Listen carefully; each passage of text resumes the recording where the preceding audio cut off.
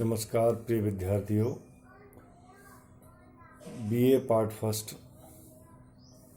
Political science विषय में कोटा विश्वविद्यालय कोटा के सिलेबस के तहत हम निरंतर रूप से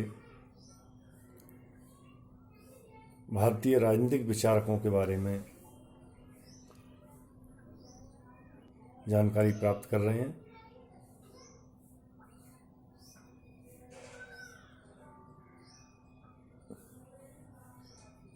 हमें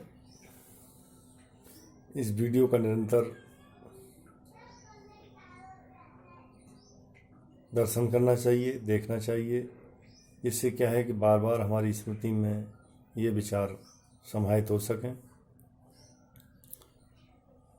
और अनेक प्रकार के नोट्स, पुस्तक जो भी आप पर उपलब्ध हो उनको माध्यम बना करके अपने अध्ययन को और अच्छा बना सकते हैं, जिससे कि आपकी अकादमिक परीक्षाओं एवं प्रतियोगी परीक्षाओं के भविष्य को देखते हुए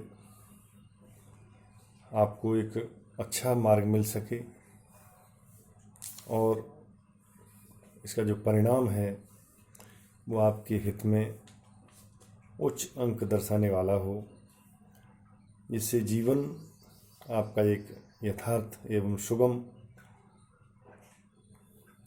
स्थिति को प्राप्त हो। आज हम प्रमुख इन राजनीतिक विचारक जो भारतीय संदर्भ में हैं, इस क्रम में जो सबसे अंतिम चरण में आते हैं, इनका नाम है प्रमुख लोकतंत्रवादी, दल विहीन लोकतंत्रवादी, लोक सत्ता का दर्शन देने वाले श्री जयप्रकाश नारायण। इन्होंने लिखा था कि सबसे पहली और सबसे प्रमुख बात यह है कि लोकतंत्र की समस्या मूल रूप से एक नैतिक समस्या है। इनका जो वक्तव्य है ये पूरी तरह से इस तत्व को सिद्ध करता है कि हम लोकतंत्र की बातें करते हैं, काफ़ी तारीफ करते हैं और उसको हम आधार मान करके अपने जो देश की व्यवस्था है उसको आगे बढ़ाते हैं, लेकिन उसको बढ़ाने में जो मूल समस्यात्मक पद्धति निकल के आती है उसके पीछे कई नकारात्मक कारण निकल के आते हैं। कहीं ना कहीं हमें कमी उनमें दृष्टिगोचर होती हैं। तो नारायण ने माना कि इसके पीछे नैतिक समस्या सर्वाधिक बाधक है, क्योंकि हमने लोकतंत्र को सिरोधार कर लिया, उसको आधार मान करके जीवन के ढंग के रूप में या समस्त जनता के हित में जनता के द्वारा किया गया शासन मान लेते हैं, उसको लागू करते हैं, अमल में लाते हैं, प्रयोग में लाते हैं। लेकिन जो नियंता हैं, जो करने वाले हैं या नेतृत्व को जो आगे बढ़ाते हैं, उनके नैतिक दर्शन में या नैतिक कृतित्व में या नैतिक उनका जो एक तत्व है जो जीवन से जुड़ा हुआ है, जो एक आदर्श व्यवस्था को पैदा करता है, उसमें नैतिकता की कमी के चलते ऐसी स्थितियां पैदा हो गई हैं कि लोकतंत्र अपने आप में एक अपने यथार्थ स्वरूप को भूलता जा रहा है। तो इसमें लोकतंत्र की कोई कमी नहीं है, इसमें मूल रूप से कमी है जो लोकतंत्र को आगे बढ़ा रहे हैं, जो लोकतंत्र का जिन्होंने चोगा पहन रखा है।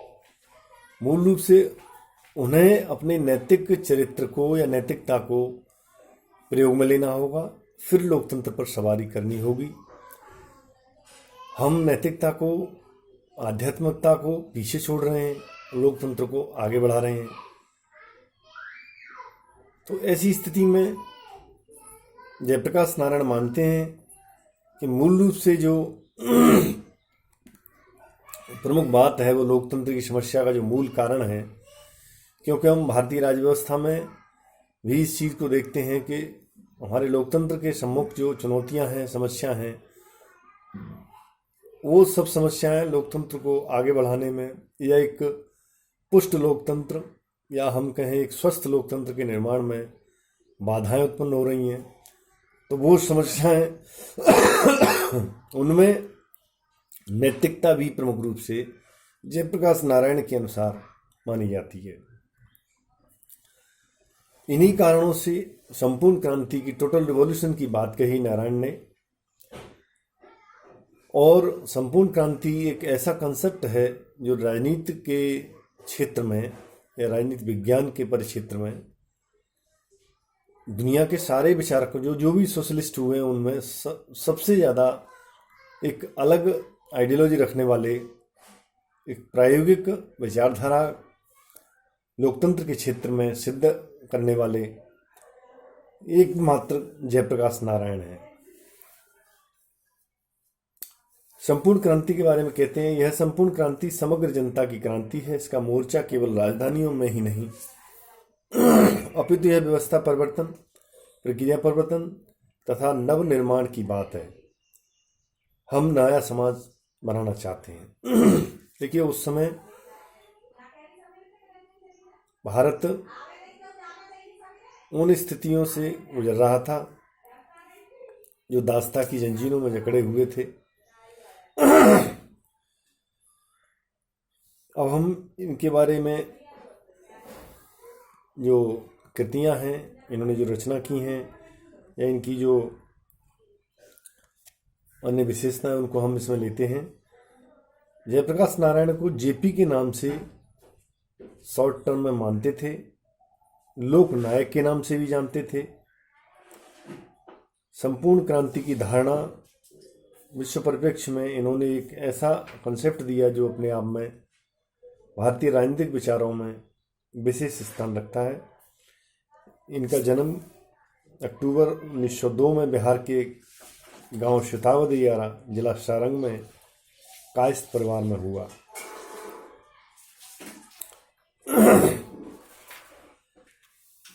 जयप्रकाश नारायण जब अमेरिका में जयप्रकाश द्वारा गुजारे गए 7 सालों के अनुभव ने उनके व्यक्तित्व के निर्माण को अत्यंत प्रभावित किया। 1929 में जब जेपी भारत आए तो वे साम्यवाद से अत्यंत प्रभावित थे, किंतु भारत का राजनीतिक वातावरण इस विचारधारा से सर्वथा प्रतिकूल था और तब पुनः उनकी विचारधारा में परिवर्तन आया। जयप्रकाश ने एम.आर. मसानी, अच्युत पटवर्धन, एन.जी. गोरे, अशोक मेहता जैसे युवा कांग्रेसी नेताओं से मुलाकात हुई जो समाजवादी विचारधारा से अत्यंत प्रभावित थे। जेपी ने इनके साथ मिलकर कांग्रेस के अंदर समाजवादी संगठन का निर्माण किया। इस तरह से हम देखते हैं कि जयप्रकाश का व्यक्तित्व अपने आप में भारत छोड़ो आंदोलन में इनकी भूमिका भी रही। 30 जनवरी 1948 को महात्मा गांधी की हत्या हुई और जेपी पर बहुत इसका प्रभाव पड़ा। वे गांधीवाद की साध्य के समान साधन की पवित्रता के सिद्धांत को अत्यधिक महत्व देने लगे थे।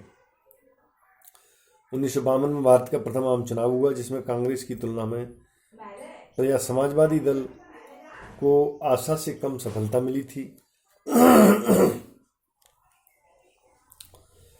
1975 को प्रमुख विरोधी दलों ने दिल्ली के रामलीला मैदान में एक विशाल जनसभा आयोजित की जिसमें जेपी ने नैतिक आधार पर श्रीमती इंदिरा गांधी से त्यागपत्र की मांग की और राष्ट्र निर्माण के लिए संपूर्ण क्रांति की धारणा पर प्रकाश डाला।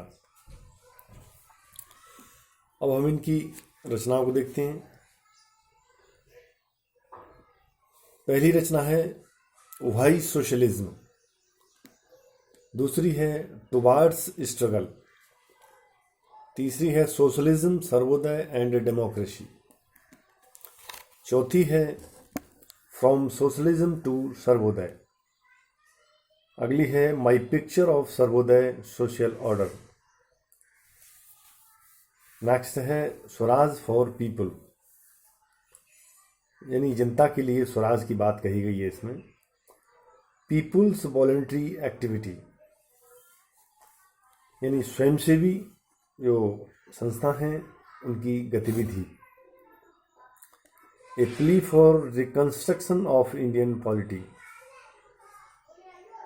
एक है द प्रेजेंट डायरी।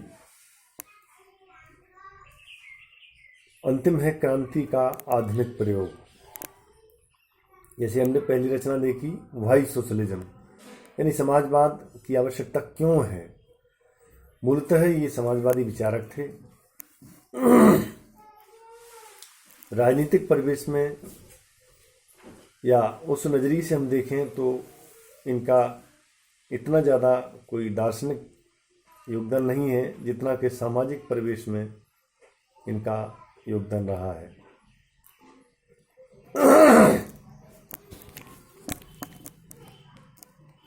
इनको प्रभावित करने वाले तत्व जिसमें हम देखते हैं प्रजातांत्रिक समाजवाद की धारणा,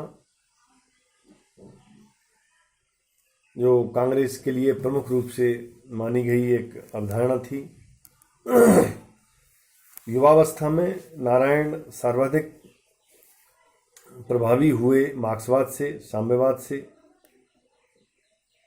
विद्यार्थी काल में ही इनका अच्छा परिवेश रहा और राष्ट्रीय आंदोलन में इनकी पर्याप्त रुचि भी रही। अनेक विचारधाराओं परिस्थितियों का मिला जुला इन पर असर रहा।